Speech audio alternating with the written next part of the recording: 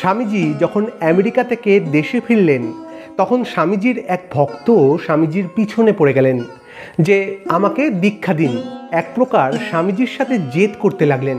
তো তিনি পড়াশোনা ছেড়ে দিয়ে প্রায় 3 বছর ধরে স্বামীজির পিছন পিছন ঘুরতে লাগলেন তার কাছ থেকে দীক্ষা পাবার আশায়। তো এক সময় স্বামীজির দয়া হলো, তো তিনি এত জেদাজেদির পর রাজি হলেন দীক্ষা দিতে, এবং শুধু সেই ভক্তকে নয়, তার সাথে আরও 3-4 জনকে। তো একটা দিন ঠিক করা হলো যে এই দিন স্বামীজি দীক্ষা দেবেন। তো স্বামীজি মঠে ঠাকুরের ঘরে প্রবেশ করে ধ্যানে বসলেন। ওই 3-4 জন ওই ভক্তটিকে নিয়ে ওনারা বাইরে অপেক্ষা করছেন।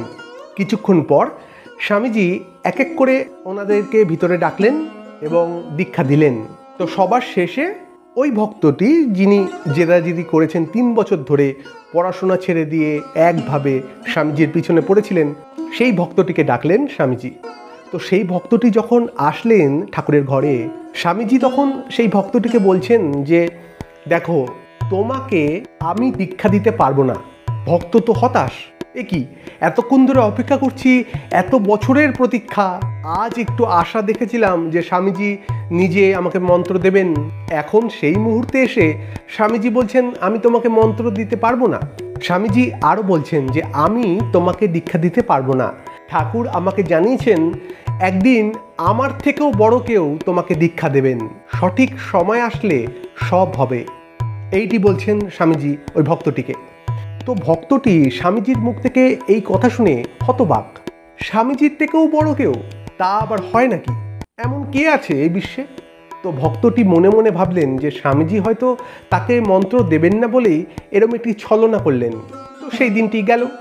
কিছুদিন পর রাত্রেবেলায় ঘুমের মধ্যে ওই ভক্তটি স্বপ্ন দেখছেন তিনি ঠাকুরের কোলে বসে আছেন, এবং কিছুক্ষণ পর একজন দেবী মূর্তি তার সামনে প্রকট হলো এবং তাকে মন্ত্র দিতে চাইলেন।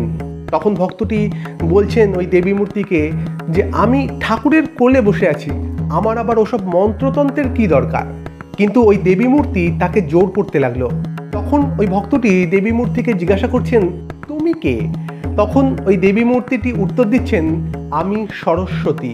এইটি বলে তিনি মন্ত্র উচ্চারণ করলেন এবং বললেন এই মন্ত্রের দ্বারা তুই কবি হতে পারবি।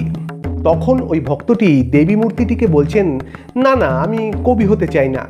তিনি ভেবেছেন যে ওই কবির যে দল হয় সেই কবি। ওই দেবী মূর্তিটি ভক্তটিকে বলছেন কবি মানে কি জানিস? কবি মানে জ্ঞানী। এই বলে ওই মন্ত্র কিভাবে জপ করতে হয় তা শিখিয়ে দিচ্ছেন ভক্তটিকে, এবং তারপর বলছেন যে 108 বার এই মন্ত্র জপ করবি। এই স্বপ্নটি দেখছেন ওই ভক্তটি ওই দিন রাত্রেবেলা। তার কয়েকদিন পরেই তিনি মঠে আসলেন স্বামীজির সাথে দেখা করতে। মঠে এসে স্বামীজিকে সবটা বললেন। সবটি শুনে স্বামীজি বলছেন যে ঠাকুর বলতেন যে এই দেব স্বপ্ন সত্যি হয়, তুই যা দেখেছিস ঠিক দেখেছিস। কিন্তু ভক্তটির ওই স্বপ্ন টপ্নের উপর খুব একটা ভক্তি ছিল না।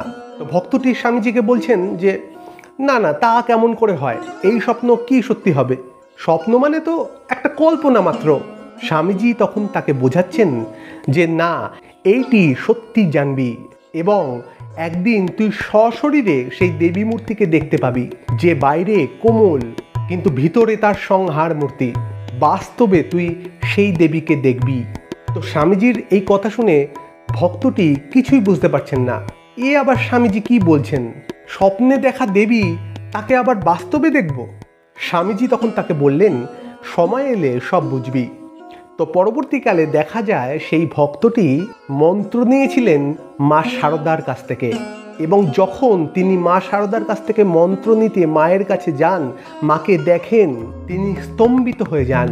কারণ ওই স্বপ্নে দেখা দেবী মূর্তি আর মা শারদার রূপ একই, যেন স্বয়ং সেই স্বপ্নে দেখা দেবী মূর্তি নিজে এসে তাকে মন্ত্র দিচ্ছেন।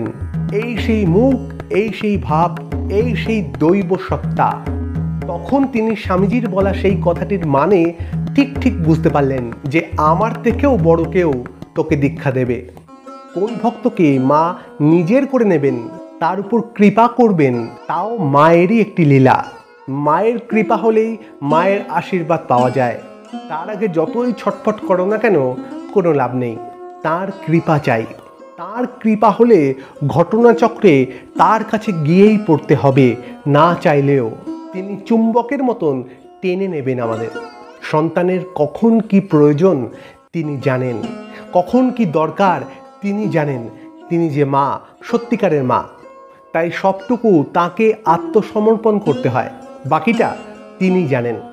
আজ এটুকুই, আবার দেখা হবে অন্য কোনো ভিডিওতে। ভালো থাকবেন, ধন্যবাদ।